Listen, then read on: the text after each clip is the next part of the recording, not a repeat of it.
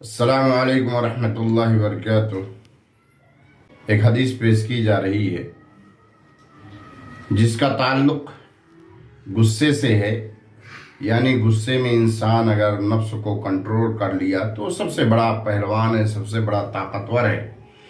جیسا کہ حضرت ابو ہریرہ رضی اللہ تعالیٰ عنہ سے روایت ہے کہ رسول اللہ صلی اللہ علیہ وسلم نے فرمایا، طاقتور وہ نہیں ہے جو پچھاڑ دے، اصل طاقتور پہلوان تو وہ ہے جو غصے کے وقت اپنے نفس پر کنٹرول کر لے، اپنے نفس کو قابو میں رکھے۔